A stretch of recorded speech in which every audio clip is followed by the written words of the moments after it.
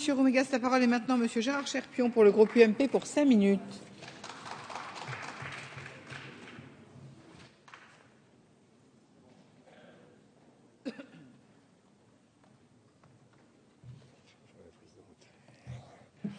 Madame la Présidente, Monsieur le Ministre, Monsieur le rapporteur, mes chers collègues, alors que nous avons terminé hier l'examen d'un projet de loi sorti au forceps de notre Parlement, je tiens à saluer l'inscription d'un texte d'origine parlementaire discuté de façon apaisée.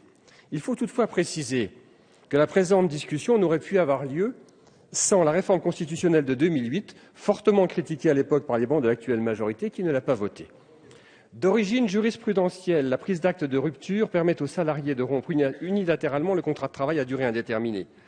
Il est important de rappeler que si les faits ayant motivé la rupture sont suffisamment graves, la prise d'acte produit les effets d'un licenciement sans cause réelle et sérieuse. Dans le cas contraire, elle produira les effets d'une démission. Afin de statuer sur les conséquences de la prise d'acte, le salarié a la possibilité de saisir le Conseil des prud'hommes. Durant la période d'attente du jugement, le salarié, il est vrai, ne peut percevoir d'allocation chômage, tout au moins pendant les premiers mois et sous réserve d'un accord de Pôle emploi. C'est donc avec l'intention louable de pallier à cette situation que le texte qui nous est soumis propose d'imposer au Conseil prud'homaux de statuer sur le fond dans un délai d'1 mois. Si la proposition paraît séduisante, je m'interroge sur l'application de ces dispositions, mais aussi sur leur portée. Monsieur le rapporteur, face à un tel délai, le premier constat récurrent et bien connu s'impose. Notre système judiciaire manque de moyens économiques, vous l'avez dit, mais aussi humains, vous l'avez dit. Dès lors, il paraît bien difficile d'imposer un tel délai. Certes, la même contrainte existe déjà dans le cadre d'une demande de requalification d'un contrat à durée déterminée en contrat à durée indéterminée. Également, d'ailleurs, depuis 7 semaines pour les ruptures de stage. C'est ce qui a été voté cette semaine.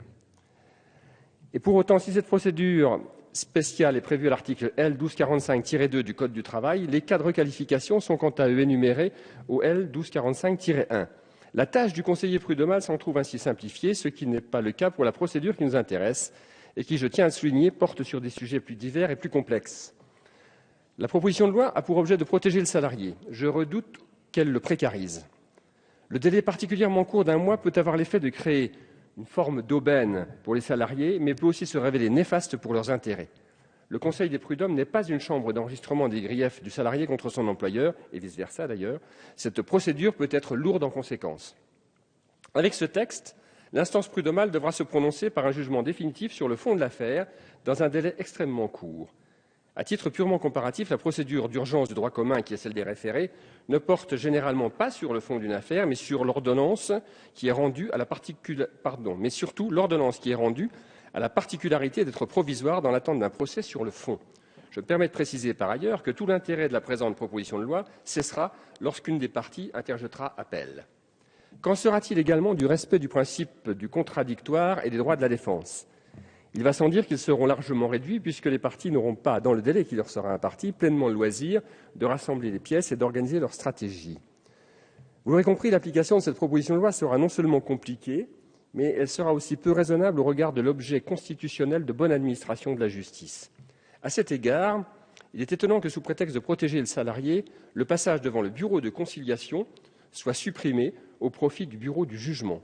Pourtant, cette étape préliminaire est particulièrement importante pour l'information des parties, mais aussi et surtout pour la recherche d'une issue amiable au conflit qui pourrait s'avérer salutaire pour le salarié.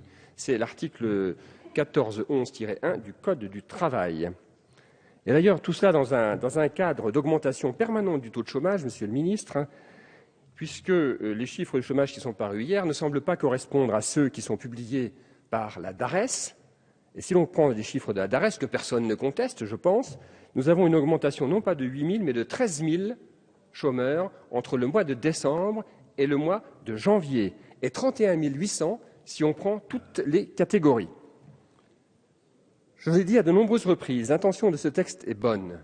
Cependant, dans l'état actuel du fonctionnement de notre système judiciaire et des moyens mis à sa disposition, je redoute que ce texte soit concrètement inapplicable, et c'est la raison pour laquelle je m'abstiendrai. Merci, Monsieur Cherpion.